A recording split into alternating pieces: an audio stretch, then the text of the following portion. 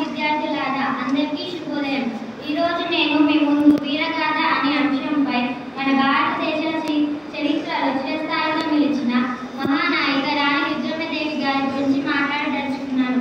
రాణి రుద్రమదేవి కేవలం ఒక రాణి మాత్రమే కాదు, సహనం, ధైర్యం, పరాక్రమం, నాయకత్వం మరియు ప్రజాహితం అనే విలువల ప్రతీక. ఆమె కాకతీయ వంశానికి చెందిన మహానాయిక.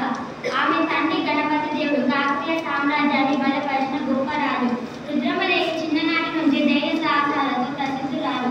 రాజకుమారైనప్పటికీ ఆమెకు విలాస జీవితం కంటే యుద్ధ కళలు, అశ్వారోహణ, ఖడ్గ విద్యలు, తంత్ర విద్యలపై ఆసక్తి ఎక్కువగా ఉండేది. రుద్రమదేవిని బాల్యంలోనే రుద్రదేవుడు అనే పేరుతో రాజ్యానికి వారసుడిగా ప్రకటించారు. ఆ కాలంలో మహిళలు రాజ్యపాలన చేయడం సాధారణం కాదు. కానీ రుద్రమదేవి తన ప్రతిభ, ధైర్యం, ప్రజాప్రేమతో ఈ నమ్మకాలను తారుమారు చేసింది. ఆమె పాలనలో కాకతీయ రాజ్యం మరింత బలపడింది. ఆమె ప్రజల సంక్షేమాన్ని ముందుగా ఉంచి పరిపాలించింది. పంటల కోసం నీటి వనరులు, రహదారులు, భద్రత వ్యవస్థలు, ఆలయాలు, విద్యా సంస్థలు అన్నింటినీ అభివృద్ధి చేసింది.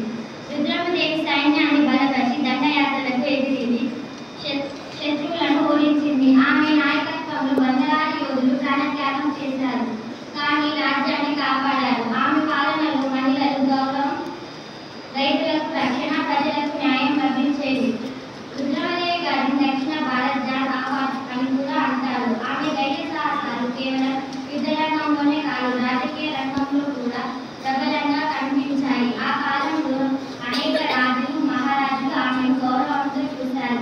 రాణి రుద్రమదేవి జీవితం మనందరికీ స్ఫూర్తి. ఆమె చూపించింది సహనానికి లింగభేదం లేదని, సంకల్పం ఉంటే ఏ అడ్డంకినైనా జయించవచ్చని.